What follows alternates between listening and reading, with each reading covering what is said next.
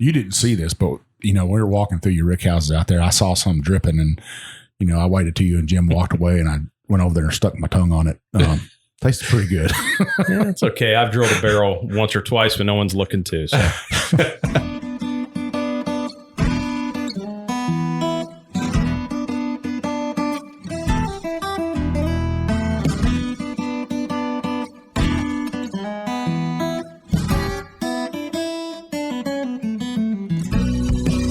Welcome to another trip down the Bourbon Road with your hosts, Jim and Mike. So grab a glass of your favorite bourbon and kick back. We would like to thank Tommy and Gwen Mitchell from Logheads Home Center for supporting this episode of the Bourbon Road. Find out more about their fine rustic furniture at logheadshomecenter.com.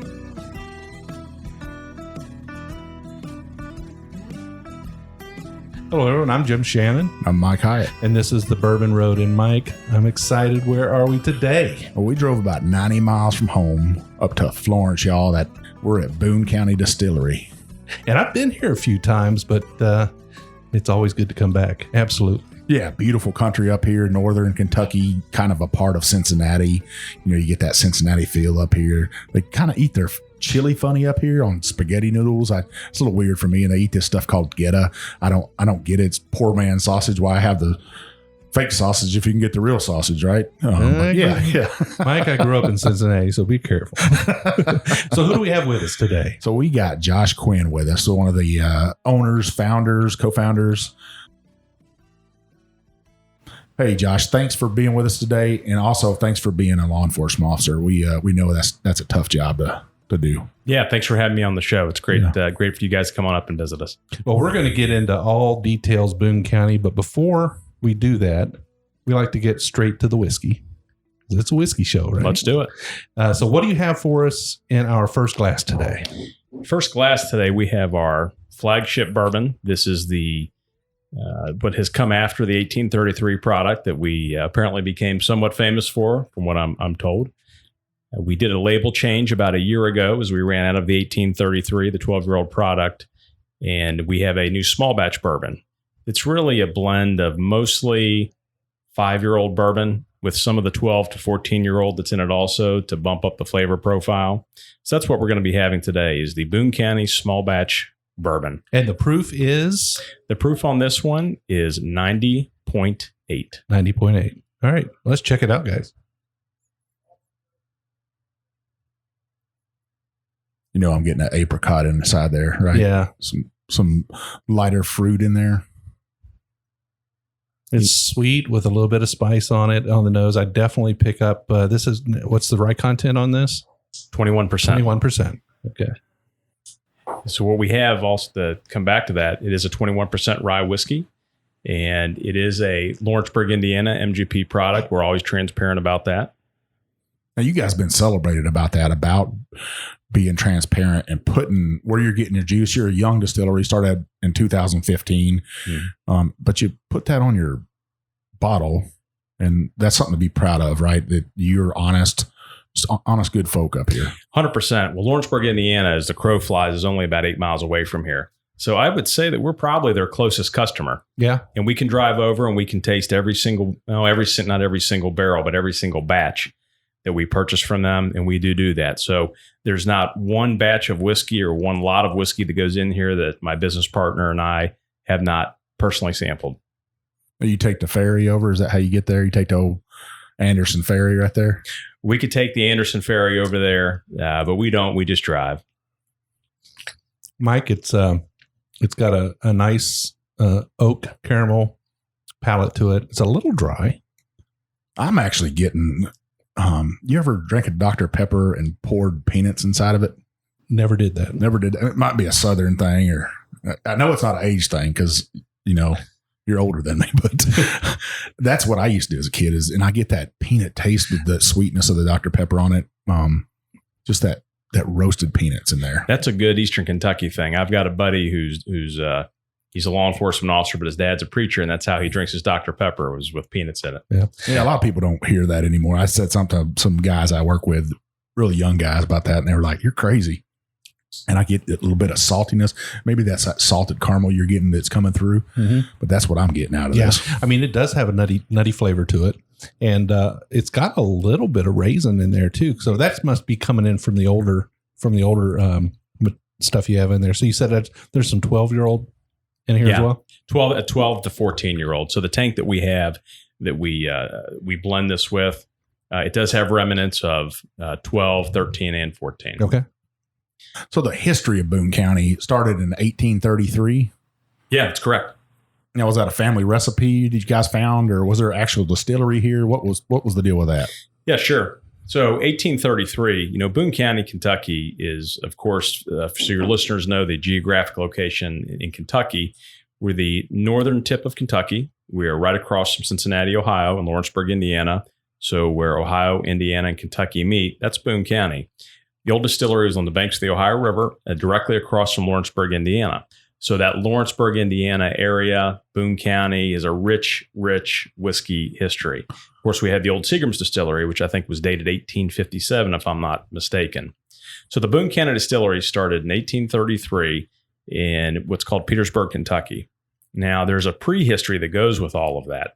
And we can talk about the prehistory at some other stage, but there's a wonderful history that I would encourage your readers to take a look at.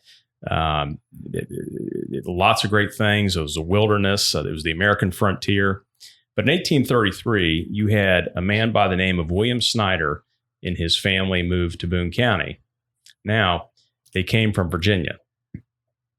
Now, Kentucky, do we know what year it was formed? Would have been 1785? No. Come on, Jim. 1792. 1792. Oh, 1792. right. Right after the famous bourbon, right? Yeah. 1792. But it was Virginia until that time. They broke off, yeah. And actually, Bourbon County was a pretty much the size of almost a state at the time. That's correct.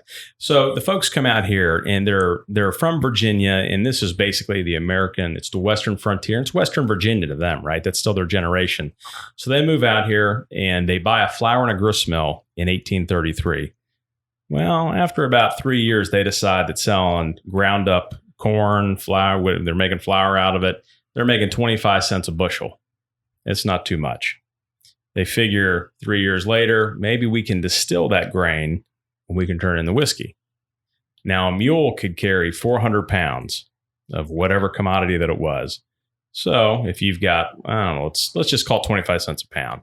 I don't know. Let's say 25 cents times 400. I don't know. I'm not a mathematician. $100, right? Easy math. Let's say that these guys made a gallon of whiskey, weighs about 7 pounds, and they got $2.50 a gallon out of it. They're making a lot more money. And they figured out that's just what they could do. It was all about how they could turn their crops into some kind of a cash commodity. And that's how the distillery started.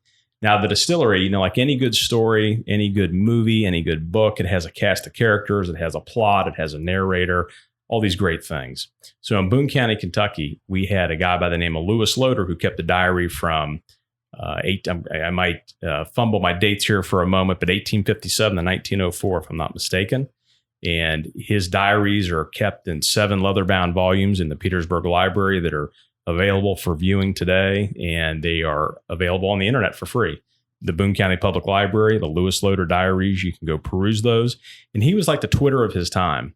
So he didn't write a whole bunch. He had little diary entries, and he would memorialize things such as the American Civil War, the death of Abraham Lincoln, things happening in the community in Petersburg, Kentucky, things happening at the distillery, things like that. So Lewis Loader is our narrator of the entire story. We also have, over this period of time from 1836 to about 1899-ish, we have 4 separate owners of the distillery. We have Mr. Snyder that owns the distillery from 1833 until approximately 1862-ish, right? What happened that year? Do we remember what happened that year? Start of the Civil War, right? Yeah, start of the Civil War. So got that one right, Mike. Yeah. So when the Civil War started, you got to remember Kentucky has a confusing identity with the Civil War, right? Kind of a love-hate relationship and debate among historians. I think it was maybe a part of the Confederacy for 3 months. It just maybe depended on what part of the state you went to. But the northern part, we're right up here against the Union country. And And I don't know with Mr. Snyder, he left town. He sold the distillery. He had everything that he owned was sold on the courthouse steps. He went bankrupt. The distillery was wrestled away from him, as the history says, by his son-in-law, Colonel William Appleton. And he moved to Chattanooga, Tennessee. Now, the question is why did he move to Chattanooga, Tennessee? And also, when he passed away, he's the only person that owned the distillery who's not buried in this area. He's buried in Chattanooga. So why didn't he ever come back? Those are great questions. So we had a lady that contacted us many, many years ago. And it's her name escapes me at the moment, but 80-year-old woman who is a local woman, and her great-great-great-great-grandfather, that's four great-grandfathers, right? It was William Snyder. And she saw that we had opened the distillery, and she said, I want to make sure you get the story right. And so we talked for a little bit. And the question came up, why did your grandfather move south to Chattanooga, Tennessee? Was he, did he lose everything? Well, she sent us a picture of his house in Chattanooga, and he lived in a beautiful Italian-style villa, with the marble, the columns, the beautiful landscaping, the whole thing. We saw a picture of it. He was not living a life of shame. However, Mr. Snyder moved to Chattanooga with his fourth wife. And Mr. Snyder is an unfortunate part of our history, especially today with the social dialogue that's happening. Mr. Snyder owned slaves. And it was said that his slaves would run away from him. And that's not a good thing, right? So Mr. Snyder moves and he doesn't come back. And I think at the end of the day, I think he just found himself on the wrong side of the war, and he found himself in a place where he maybe wasn't agreeing with what was happening. So his son-in-law, Colonel William Appleton, owned the distillery for about 3 years. And he didn't, he had the distillery, he did what he did with it, and then he sold it. Now, he sold it to a few guys by the name of Gaff and Jenkins, J.C. Jenkins and John Gaff, if I'm not mistaken. Gaff was from Aurora, Indiana, and Jenkins was a local guy. And Aurora's not that far from here. Aurora's right next to Lawrenceburg, basically. Right. It's right down the street from Lawrenceburg there. Yeah, right across from the old distillery, basically. Now, here's the good news. They were abolitionists. So when the Union forces were up and down the Ohio River, they never touched the Boone County Distillery. And that should tell you everything you need to know about what side they ended up on. Now, they owned the distillery up until, 1874, perhaps. So you had two Jewish family members that bought it. They owned a distillery from 1874 to 1899. And that distillery grows to be one of the largest in Kentucky until it was sold off to one of the conglomerates in Peoria, Illinois. Had to get that right. Peoria, yeah, that's right. Illinois. And they sold it off. So that's kind of the history of the distillery. But we found that old history. When you're two people that don't come from this industry, and you want to build a distillery, the first thing that you have, all right, we're all here because we love bourbon. All right, we're doing this. You traveled up here 90 miles for the show because you love bourbon, you love distilleries. Your listeners love this. I love it because we do this and we make it for our consumers to enjoy. And it's been a fascinating journey for all of us to get here. But the love of bourbon is what brings us. So how do we get here? My business partner's basement one day. He's an entrepreneur, and as you said, I'm a law enforcement guy. And entrepreneurs, they just kind of roll with things. And he says, let's build a distillery. How hard can it be? And we resurrected the old history of the distillery because you really have an identity crisis. You want to build a distillery, right? You want to do that. You want to make whiskey. What are you going to call yourselves? What's your name going to be? What's your story going to be? Are you going to make up a story? Is it going to be some marketing magic that can't be fact-checked or backstopped? We found a real history in Boone County, and instant identity crisis was solved. Solved it instantly once we found the story. And so you didn't have to be Joe's Brown Water. You got to be Boone County Distilling. Boone County Distilling, absolutely. I got to say, man, I'm digging this expression right here. The more I drink it, the more that nutty flavor comes through. I'm still getting that roasted peanuts. Kind of goes with the label on there. He's got we're right across the river from Cincinnati, which is the Cincinnati Reds, and it's got a little Cincinnati red sticker on there. So peanuts in a ballpark, that kind of go together, right? So it's interesting that you bring up the side sticker. So the side sticker we had just put on the side of our bottles, just a few months ago. And it says that we are a proud partner with the Cincinnati Reds and the new Boone County Press Club. So what is the Press Club and how are we partners with them? So the Boone County Distilling Company and the Cincinnati Reds developed a partnership this year, right around the wintertime in January. And if you've ever been to a Cincinnati Reds game, they have a wonderful experience behind home plate called the Diamond Club. Heck yeah, that's the best place. It's probably the most awesome place to watch a ball game at. And you can go down there and get all the kinds of food you want. And it'll cost you a little bit, though. It's about $250 a ticket. However, most of it's corporate sponsored, which is a good news. So find yourself a corporate friend and then get you some tickets. But the Boone County Press Club is the exact same Diamond Club level experience, except it's up higher. It's in the press club area, where the announcers and the radio announcers are doing their thing behind the glass. It's one of those experiences, but it's right behind home plate, just a couple of levels up. And what are they drinking up there? They're drinking Boone County small batch bourbon. There's a lot of bourbon that gets drank up there. I can guarantee you that. So your bourbon here that we're drinking now, your small batch, this is a non-chill filtered bourbon, right? Correct. Okay. So you guys don't filter any of your bourbons other than get the chunks out. Right. And it's a old school sour mash. You're not doing a sweet mash. You're doing a sour mash. So kind of conserve some energy there. Correct. And water, we talked about water. There's no secrets behind your water. You don't have a limestone rock stuck in your filtration system or anything like that. You're not pulling well water out of the ground here. It's dry all the way to the center of the earth below this facility. So, we're drinking right now bourbon that you strategically sourced, yes, so that you could fill bottles for your customers with something that you were proud of that met your profile.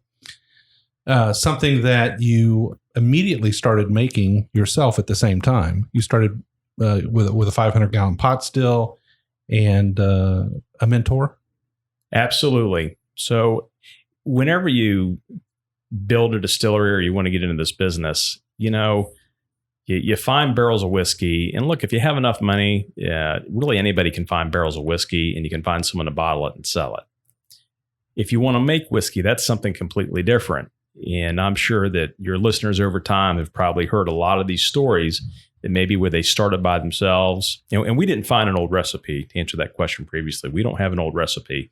This is a new recipe with us that comes from someone with years and years of experience. So we found somebody early on. And as you're trying to find these consultants and these people to help you out, we had a list of them, maybe 8 of them. And I happened to call the person that had a 513 area code, because it's local. And his name is Larry Ebersold.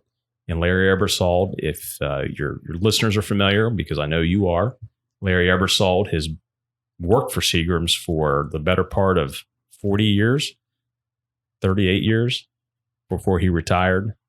He was the plant manager of the Lawrenceburg facility for 20 years. And he happens to live in Hebron, Kentucky, which is a crow flies is 7 or 8 miles from here. It's pretty close to the plant where he worked at.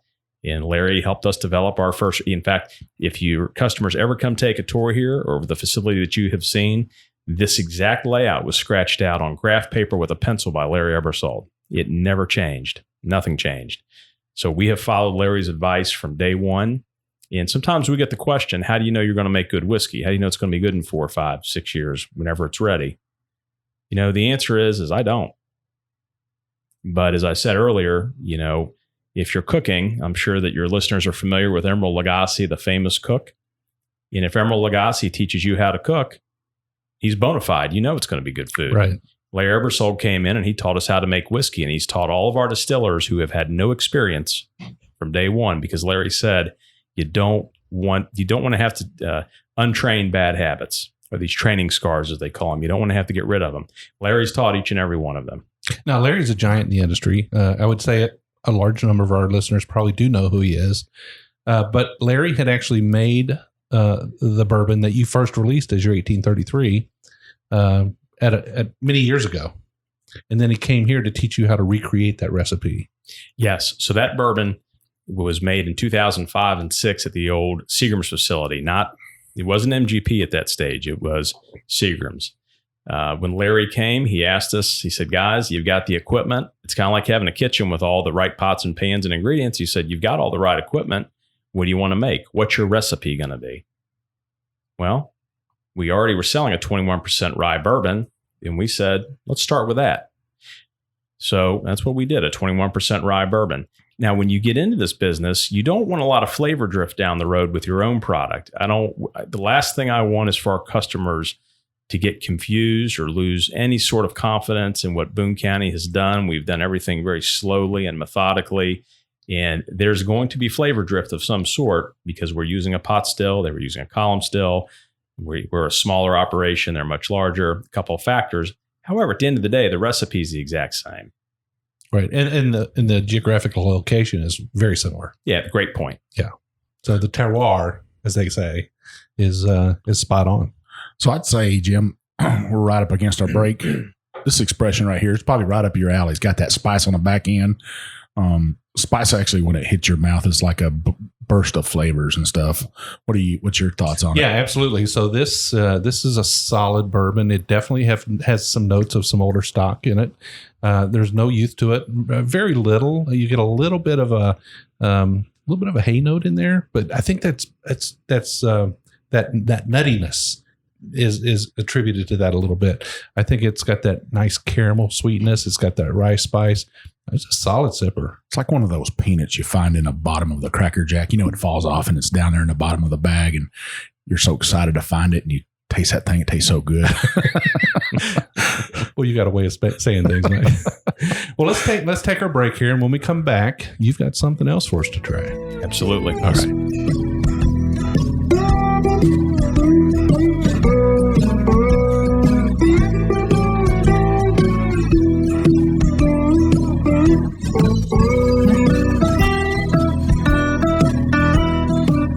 We would like to thank Tommy and Gwen Mitchell from Logheads Home Center for supporting this episode of The Bourbon Road. Logheads Home Center, nestled in the hills of Kentucky, is an industry leader in building handcrafted rustic furniture. Family owned and operated, they take pride in offering only the very best for their customers. The Logheads, and that's what they like to call themselves, are skilled woodcrafters who are passionate about creating rustic furniture for people who appreciate the beauty of natural wood. Owners Tommy and Gwen don't just sell the rustic lifestyle, they live it. And you can be sure that Logheads furniture will always be handcrafted in Kentucky by artisans who embrace the simple way of life. Logheads rustic furniture is made from northern white cedar, a sustainable wood that's naturally rot and termite resistant. Its beauty and quality will add warmth to your earthy lifestyle for generations to come. Be sure to check out everything they have to offer at logheadshomecenter.com. And while you're at it, give Tommy and Gwen a shout on Facebook or Instagram at Logheads Home Center.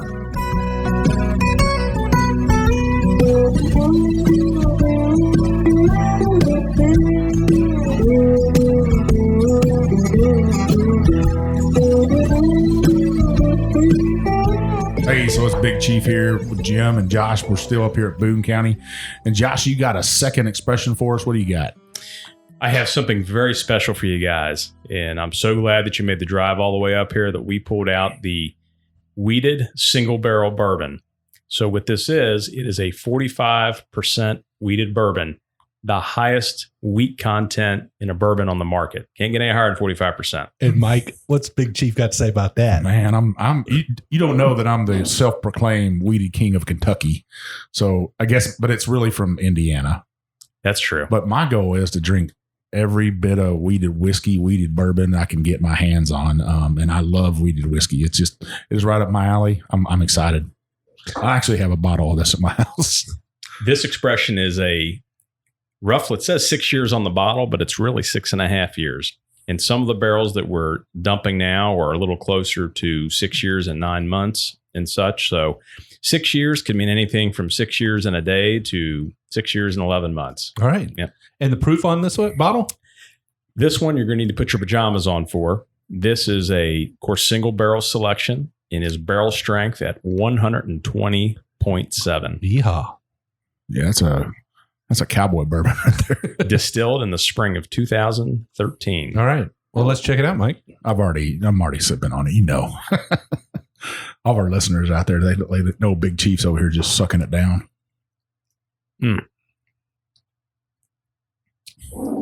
Oh yeah, that's candy in a glass right there. Super sweet. That caramel's coming through, like a light caramel though. You know, Yeah. Yeah, but you know what? I'm really amazed with no rye in it. It's got a nice bite to it. It does, doesn't it? Yeah, And that's I not like just an that. alcohol bite. That's some barrel bite. That's good stuff. You know, there's this Dallas Cowboys player. Now he plays for the Buffalo Bill, Cole Beasley. And there was a commercial of those guys all eating cereal, and they call him hot sauce. And he poured hot sauce all over his sugar smackums and was eating it.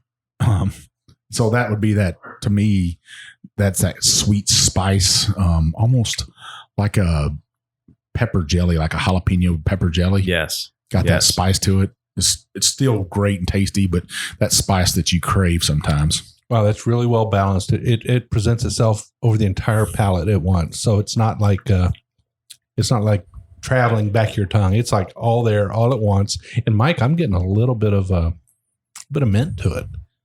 Kind of a You always get that. I do. I wonder what that is. I got that on. We had a high strength wheated whiskey a couple of shows back. Too much bubble gum in your life. I didn't brush my teeth right before we got here. Did you swallow bubble gum? Is that what it is? I have done that before. Isn't bubble gum stay with? That's a myth though. It stays with you the rest of your life. Like you carry it to your grave. You're just full of double mint bubble gum. If I could add something for your listeners, there are only 68 barrels of this available. So on the back of the bottle, I'm reading it. 68 barrels is what it says. I'm going to tell you a little secret. Okay. Really only 66. Yeah. Because when we ordered these, we bought these several years ago.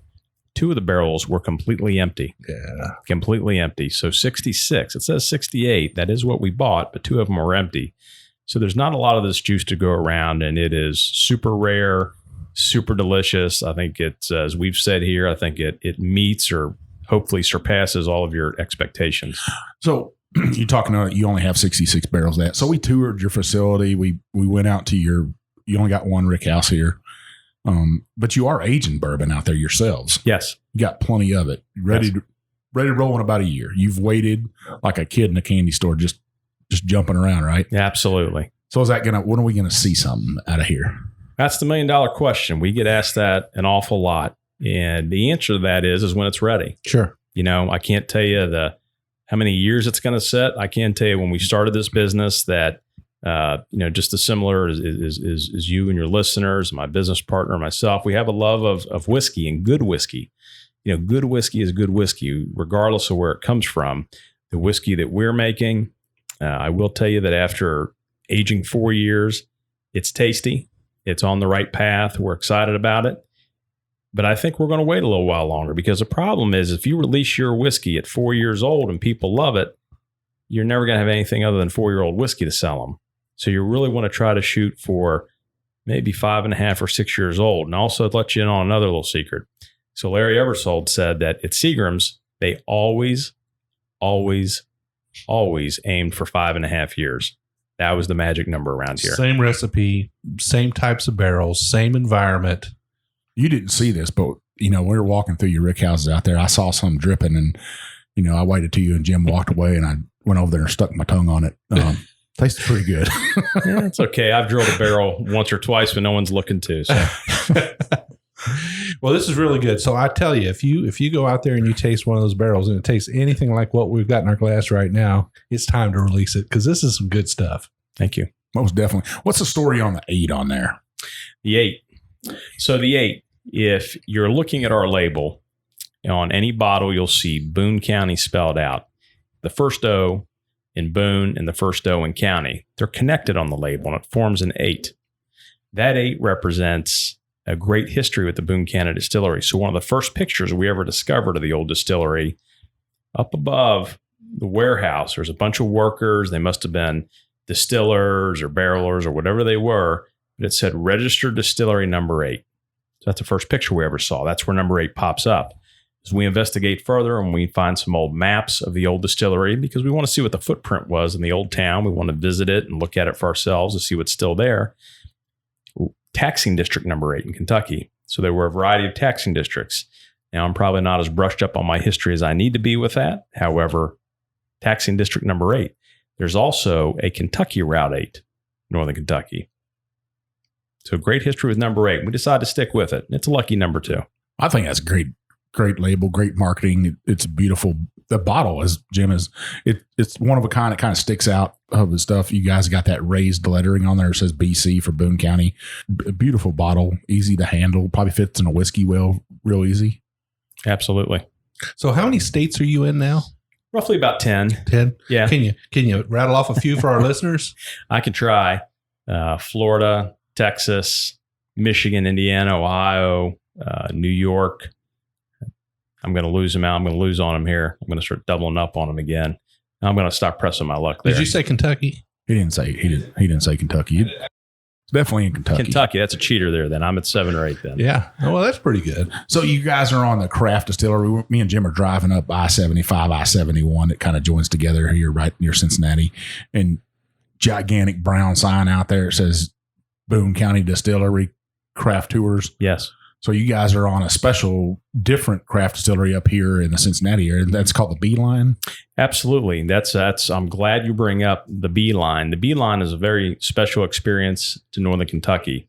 So it's sponsored by the Convention Center and Visitors Bureau to bring folks to the area. You know, you're looking for a day trip, especially today when people are trying to save money, they're trying to stay local. We've got a great experience for you. We have a series of bars, restaurants, and distilleries that are on it. The distilleries, because we love all of our partner distilleries, on the Beeline, you will find Pogue, Old Pogue in Maysville, great people down there. You'll find New Riff with Jay Iresman and Ken Lewis up in Newport, great people. You will find Second Sight Spirits in Ludlow, great folks there. The Neely Family Distillery, which you would have passed on the way up here near the Kentucky Speedway, they're on it also. Lots of great things on the Beeline. A little similar to the Kentucky Craft Bourbon Trail. If you visit all these partner sites, they'll stamp your passport.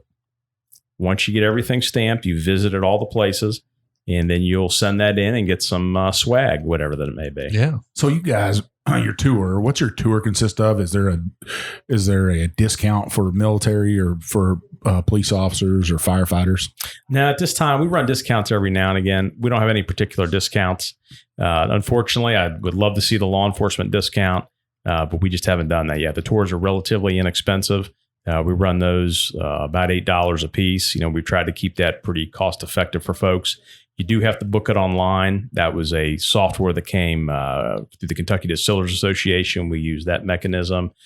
We're open for tours Tuesday through Sunday. We run about 3 tours a day, and we limit it. So for folks that are concerned about social distancing and things like that, we've historically only run about 12 people on a tour. It's a smaller facility. We want you to feel like family. We want you to come and listen to everything that we say, and we want to hear your questions. We don't want you to get buried in the white noise on large tour groups. I think that's awesome. You know, you could come to Cincinnati, watch a ball game at the Great American Ballpark, one of the most beautiful ballparks in America. I think got giant paddle wheel smokestacks out there when somebody hits a home run, fireworks shoot out of there. You got the beautiful Roebling suspension bridge here. You can walk across that bridge over into Covington, get over to Newport on the levee there. Just a beautiful area. And then you can come down here and go to the distillery too.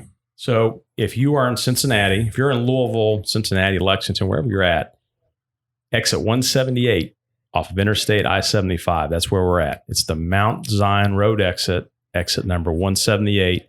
It's about 15 miles south of Cincinnati, about 60 miles north of Lexington, about 88 miles, what would that be, northeast of Louisville, up the river.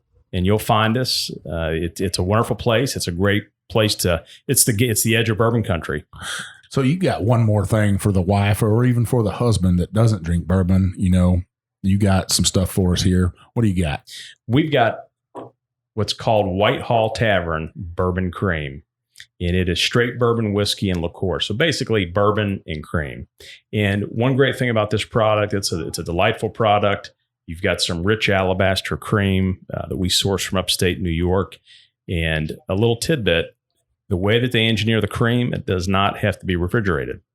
For a period of 1 year from the time that you open the bottle, it does not have to be refrigerated. Yeah, so a lot of people are, they're buying their bourbon creams and are cracking them open, pouring a few, and then they're sticking them straight in the fridge, right? Absolutely. This one, you don't have to. A lot of people do that just because they're used to putting cream in the refrigerator, sure. but you don't have to on this. Well, let's try that thing real fast. So this is the bourbon cream, and I remember coming here on a tour. It's been a year or two ago. And so this has been a product you've had for a while. Almost since day one, we've had this product. Yeah. Yeah, my wife loves this. This is on the shelf at our local liquor store.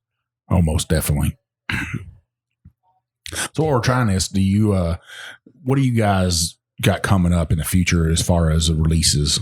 Yeah, so releases, in the craft whiskey business, you're always trying to do something special, but you're trying to stay true to yourself and stay in your lane about what you got into this business for. So a couple things we're doing, and I just submitted the TTB labels last week. So we have a small batch rye whiskey that's on its way, and a single barrel rye whiskey, and that's a 95% rye, 5% malted rye whiskey. That's what we have coming down the pike. We also have some other special things that we're working on now. It is kind of it's a secret project, if I will. I think it could be top secret, but I'll tell you. There's a portrait series that's coming. Well, let's back up. When you were in the warehouse, you saw 5 special barrels. We saw 5 barrels that looked like they had a little age to them. Yeah. They were 15-year-old barrels. So there still are 5 barrels of the 1833 product that we all know and loved as 1833. There are still 5 barrels that are 15 years old. Each barrel, we're sort of toying with this. It'll be a portrait series of some sort and some very nice packaging, but 15-year-old barrel strength whiskey that will come out of that and will be available for our customers at some future date. I don't know when that's going to be. Heck, I mean, it could be 16-year-old whiskey by the time we get that out. Yeah, so I guarantee you, we've got some listeners who their ears just perked right up like a horse coming to attention. They'll be like, I got to have a bottle of that. So this is going to be a special release. You're going to put these in nice boxes. It's going to be kind of a very... That's the intent. That's what we're looking at. Well, I can tell you this much. I've still got just a little bit of my single barrel 1833 left, about 3 inches in the bottle, Mike, and I just savor that every now and then. That is some delicious stuff. It really is good. Yes. Sad to hear, you guys weren't shipping it anymore, but it's nice to hear that you've got 5 more barrels sitting back there that you're going to release. Yes, absolutely. Yeah. So back to your rye. You're getting ready to release this rye, single barrel, small batch. What's the age on the rye? About 5.5 years. Okay. Well-aged rye. Looking forward to that too, because I'm the rye guy. Yeah. Me too. I love rye. You dirty guys. Dirty. So, Josh, where can our listeners find you on social media, out there in social media land? Yeah. Usual places: Facebook, Twitter, Instagram. You can find us at Made by Ghost or boonedistilling.com. One of the two, Made by Ghost or Boone Distilling. All right. Well, everybody, I'm Jim Shannon. This is Mike Hyatt. We are the Bourbon Road. And Mike, where can they find us? So they can find us at the Bourbon Road on Instagram, on Facebook. You can go to our website, thebourbonroad.com. You can read our blogs on there. You can find us on almost any place you can download a podcast, Spotify, Apple Podcast. Go on there. If you like our stuff, you're listening to us, please leave us a review. Those help us get into places like this. It helps these small craft distilleries out. And we're doing two episodes a week now. We got on Mondays, we're focusing on a new craft distillery every Monday. On Wednesdays, we're doing in-person interviews, hopefully in person, when we can anyway. We're doing more of a review on Mondays of whiskeys, and we're going to throw in some big boy whiskeys in there too, besides craft distilleries, but mainly craft distilleries. You can find me at One Big Chief on Instagram. I'm JShannon63. And when you find yourself on Facebook, browsing the internet, make sure you stop into our Facebook group, the Bourbon Roadies. We've got a large membership there of guys and girls who are like-minded, like to chat about whiskey, share whiskey, talk about whiskey. It's a good time. We're actually working on our first pick. Yeah. And the only way you can get that pick is be a part of the Roadies, right? That's right. Because that's where the announcement's going to come out. That's right. All right. Well, we will see you down the Bourbon Road.